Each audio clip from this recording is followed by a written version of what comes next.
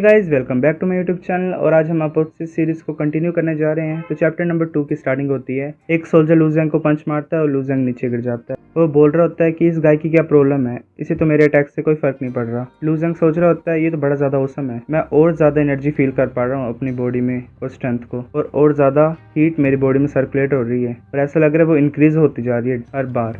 वो हंसने लग पड़ता है। तो सोल्जर बोलता है कि तुम हंस रहे हो, और बाकी सोल्जर्स को बोलता है जाओ इसे मारो जब तक ये हंस रहा है। फिर बाकी सोल्जर उसे तब तक मारते हैं जब तक वो हंस रहा होता है। लू ज़ैंग सोच रहा होता है ये तो बड़ा ज़्यादा अमेजिंग है, ऐसे में मेरे को मार पड़ती रही तो मैं बोन रिफाइनमेंट लेयर में पहुंच जाऊंगा। फिर हमें नेक्स्ट सीन शो होता है जिसमें स्टेवर्ड फैंग बोल रहा होता है कि बॉस फैंग, ये लू ज़ैंग है, ये अब तुम्हारा स्लेव है, तुम जैसे मर्जी इसको ऑर्डर दे सकते हो।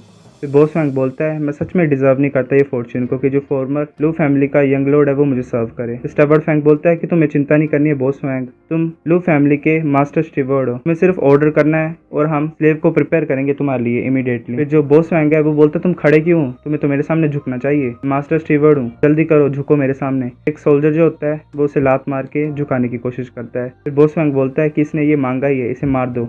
फैंगी और फैंगकोंग, तुम्हारे पास इतनी हिम्मत कहाँ से आई, इतनी तो मेरे सेकंड अंकल में भी हिम्मत नहीं है कि वो मुझे ऐसा ट्रीट करें। फिर स्टेवर्ड फैंग आगे आके बोलता है तुम रिबेल करना चाहते हो, तुम्हें पता नहीं है क्लैन रूल्स के बारे में कि रिबेलियन जो है वो सिर्फ डेथ से पनिश होगी। लू ज़ैंग बोलता है कि एक तुम आउटसाइडर हो, तुम्हारी हिम्मत कैसे क्लैन रूल्स के बारे में बोलने की। जो स्टेवर्ड फैंग है वो बोलता है कि मैं तुम्हें अंडरस्टैंड कराऊंगा आज कि क्लैन रूल्स क्या होते हैं और उनका क्या मीनिंग होता है। लू ज़ैंग उसे बड़ी जोर से पंच मारता है, वो नीचे जाके गिरता है। फिर लू ज़ैंग बॉस फैंग के पास आने लगता है और बॉस फैंग बोलता है कि तुम क्या कर रहे हो, यंग मास्टर चैंगियन तो मैं नहीं छोड़ेंगे, तुम तो सिर्फ एक फ्लैश टारगेट हो। फिर हमें नेक्स्ट सीन में दिखाई देता है कि बॉस फैंग जो होता है वो बोल रहा होता है यंग मास्टर चैंगियन तुम्हें हमारे लिए खड़े होना पड़ेगा। फिर हमें दिखाई देता है कि बॉस फैंग को लू फैंग ने बड़ा ज्यादा मारा हुआ है, पूरा कवर है पट्टियों से। फिर जो यंग मास्टर चैंगियन है वो बोलता है कि सिर्फ एक और महीना लू फैमिली के ट्रेनिंग डे में मैं उसे बताऊंगा। फिर वो बोलता है कि मेरे को कोई जल्दी नहीं है, मैं उसे एक और महीना जीने दूंगा। फिर जो न्यूज है कि लू ज़ैंग ने मास्टर स्टीवर्ड को मारा है वो फैल जाती है और सभी लू ज़ैंग को अवॉइड करने लग पड़ते हैं। लू ज़ैंग बोलता है कि तुमने अब तक डिसाइड नहीं किया कि तुम्हारा फ्लैश टारगेट कौन होगा। वो डालोंग को बोलता है। फिर डालोंग बोलता है कि वो जो गाइज हैं वो मेरे हिट नहीं सहन कर पा रहे हैं।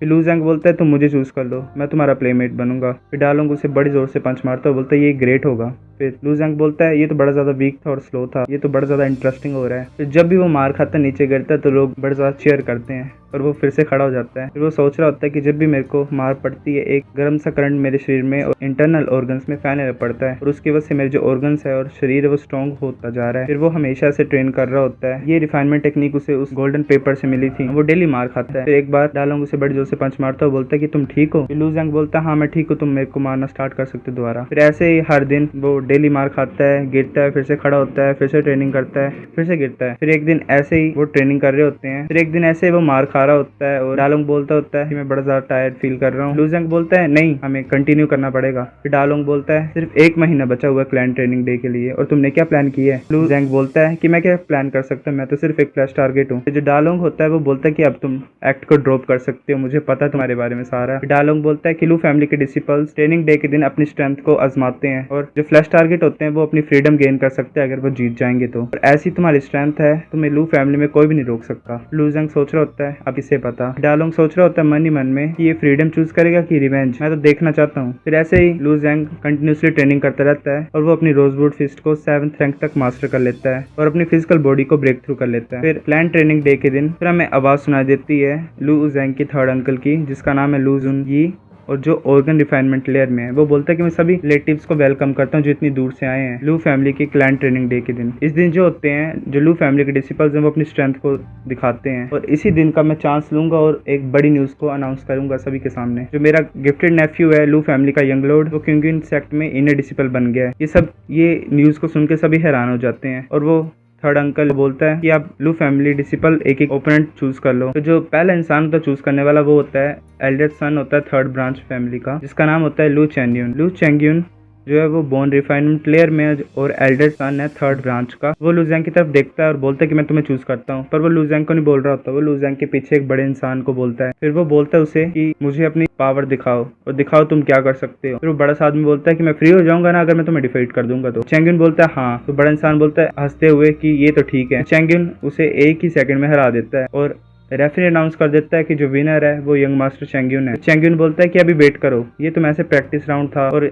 मेरा जो रियल टारगेट है वो तो कोई और है। तो फिर रेफरी बोलता है वो कौन है? चेंगिन बोलता है कि मैं लू जैंग को पिक करना चाहता हूँ। लू जैंग सोच रहा होता है कि ये ऐसा कैसे तुम बन गए मेरे कजन चेंगिन। फिर वो पुरानी यादें याद करता है जब वो साथ में होते थे और चेंगिन छोटा हुआ करता था। फिर चेंगिन बोलता है कि लू जैंग तुम गैस करो कि सेकंड हेवन और अर्थ पिल किसने ली है? फिर लू जैंग बोलता है तुमने। फिर चेंगिन बोलता है कि हाँ, लू पिरेन अगर अपनी स्ट्रेंथ को इम्प्रूव कर सकता है इतनी ज्यादा तो मैं क्यों नहीं कर सकता। फिर वो लू जैंग को बड़ी जोर से पंच मारता है। फिर लू जैंग सोचता है कि इस पंच की पावर बड़ी ज्यादा थी और इसकी वजह से जो कोल्डन का फर्स्ट लेयर है वो ब्रोक थ्रू हो गई है और इतना ज्यादा वार्म मैंने कभी फील नहीं किया अपने शरीर में। फिर चेंगिन बोलता है कि मैं भी खत्म नहीं हुआ हूँ। फिर वो अटैक करने लग पड़ता है लू फैंग को हर तरफ से। लोग बोल रहे होते हैं कि यंग मास्टर चेंगिन तो बड़ा ज्यादा अमेजिंग है, उसने रोजवुड इंच टेक्निक को 6th रैंक तक मास्टर कर लिया है। फिर बाकी लोग बोल रहे होते हैं कि ये जो दूसरा किड है लू जैंग ये बड़ा ज्यादा रेजिस्टेंट है मार से। वो बोल रहे होते हैं कि ये इतनी ज्यादा मार खा कैसे सकता है। तो जो उसका थर्ड अंकल होता है वो उसकी तरफ देख रहा होता है और बोल रहा होता है इसके पास कोई बॉडी प्रोटेक्शन टेक्निक है मेरे को लगता है, जो कि हमारे एल्डेस्ट ब्रदर ने छुपा के रखी थी और लू जैंग को दे दी जब वो मर गया। तो चेंगिन भी सोच रहा होता है ये कैसा राक्षस है, ये जिंदा कैसे इतनी ज्यादा मार खाने के बाद। वो सोच रहा होता है कि इसकी बॉडी बनी किस चीज से है। वो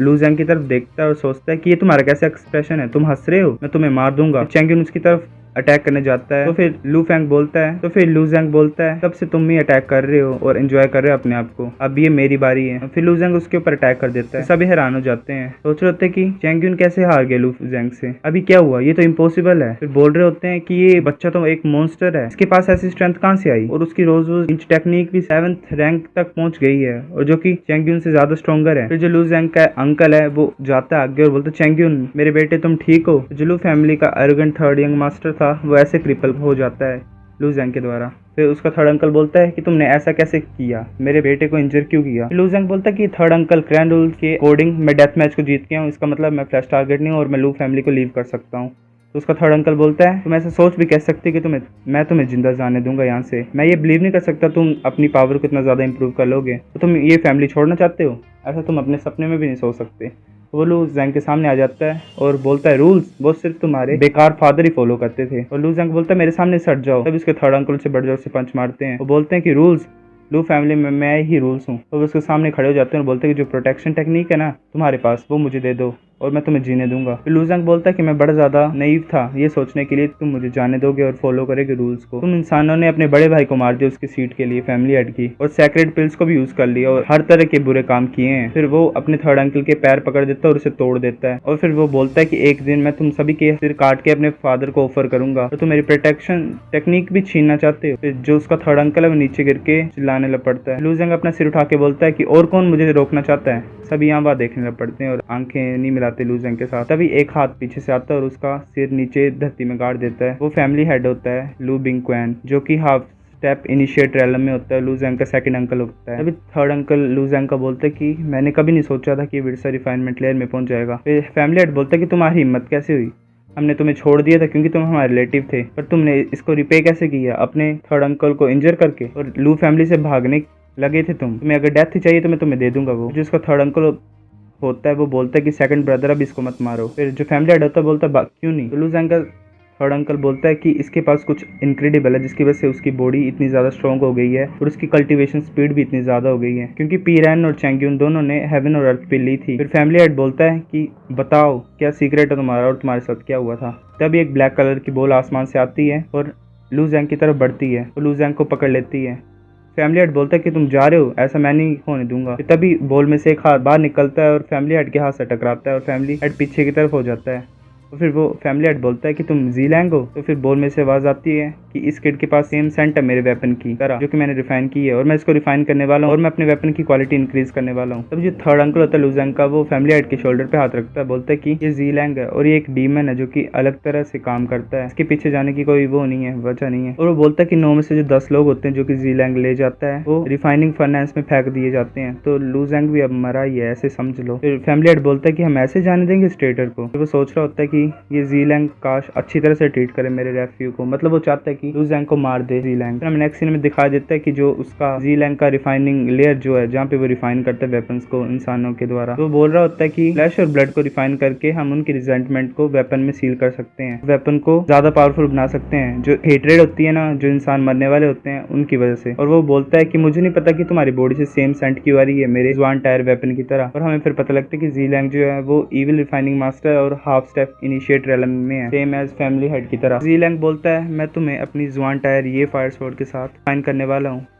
ताकि उसका लेवल इंक्रीज हो जाए, वो लिंक टायर वेपन बन जाए। फिर लू ज़ैंग बोलता है कि ना तुम्हारे पास लू ज़ैंग बोलता है कि तुम्हारे पास तो कुछ भी नहीं है और तुम मेरे फ्लैश और ब्लड को यूज़ करना चाहते हो अपनी स्वॉर्ड के ऊपर और उसको लिंक टायर में बनाना चाहते हो। जो वेपन रिफाइनरी है उसके लिए मटेरियल और हीट चाहिए। तो फिर ज़ीलैंग बोलता है वो ट्रू है कि मेरे पास कोई मटेरियल नहीं है एक्सेप्शनल, और ट्रू फायर भी मेरी सेकंड टायर पे है, बट मेरे पास ईविल मैजिक है। फिर ज़ीलैंग बोलता है कि मैं रिफाइन कर पाऊंगा या नहीं टायर वेप, वो तभी पता लगा पाएंगे जब मैं तेरे को फर्नेस में गिरा दूंगा। फिर वो हंसने लग पड़ता है, बोलता है कि तुम्हें तो ऑनर फील होना चाहिए मेरी स्वॉर्ड के साथ फ्यूज होना, जो कि ये फायर स्वॉर्ड है। तभी हम देखते हैं कि जो थ्रोन है, जो लोगों की बॉडी आर पार हुए हैं, वो ब्लड को सक करने लग पड़ते हैं और एक बोल में फिट करने लग पड़ते हैं। तो लू ज़ैंग उसको देख रहा होता है और वो फिर लू ज़ैंग को उस बोल में डाल देता है और उसमें बड़ी ज़्यादा फायर होती है। फिर लू ज़ैंग सोच रहा होता है कि मुझे तो कुछ बर्निंग सेंसेशन फील नहीं हो रही और ना ही कोई पेन फील हो रही है। फिर एक आवर के बाद हमें पता लगता है कि लू ज़ैंग की बॉडी जो है वो जुआन टायर वेपन तक रिफाइन हो गई होती है और उसे फिर ट्रू फायर का भी कोई डर नहीं होता है। फिर ज़ीलैंग सोच रहा होता है कि इस किड को अभी तक कुछ नहीं हुआ, ये रिफाइन नहीं हुआ है। वो बोलता है कि मैं तुम्हें रिफाइन कर दूंगा फ्यूजिंग फायर पिल की वजह से। फिर हमें पता लगता है कि जो लू ज़ैंग का बॉडी है उसके ऊपर गोल्डन पैटर्न अपेयर होना स्टार्ट हो जाते हैं और उसके हेड से भी बड़े ज़्यादा गोल्डन पैटर्न रिलीज हो रहे होते हैं और जो ज़ीलैंग की स्वॉर्ड थी वो फ्यूज होना स्टार्ट हो जाती है लू फैंग के साथ और उसका एक ड्रैगन स्केल को लिट अप कर देते हैं, जिसकी वजह से उसकी बॉडी की पावर इंक्रीज हो जाती है। फिर वो सोचता है कि ये ब्लैक फायर कैसी थी और इसकी वजह से मैंने जुआन टायर वेपन को अब्जॉर्ब कर लिया और उसकी वजह से एक ड्रैगन स्केल भी एक्टिवेट हो गया और ऐसा लग रहा है कि मैंने और पावर गेन कर ली है और सिर्फ एक सिंगल स्केल की वजह से मेरी पावर इतनी ज़्यादा टाइम इंक्रीज हो गई है। अगर मैं सभी 9 ड्रैगन्स के स्केल को लाइट अप कर लूँगा तो मेरी पावर कितनी ज़्यादा इंक्रीज हो जाएगी। वो सोचने लगता है, बोलता है कि मैं कितना ज़्यादा स्ट्रॉन्ग हो जाऊंगा अगर सभी 9 ड्रैगन्स के स्केल को मैं एक्टिवेट कर लूँगा तो। पर वो फिर सोचता है कि ये इतना ज़्यादा इजी नहीं लग रहा जितना मैं सोच रहा हूँ इसे। फिर हमें दिखाई देता है जो ज़ीलैंग है वो थक जाता है और ज़ोर ज़ोर से सांस लेने लग पड़ता है, वो हंसने लग पड़ता है। जैसे वो ढक्कन खोलता है उस बोल का, तभी लू ज़ैंग उसे पकड़ लेता है और उसे मार देता है।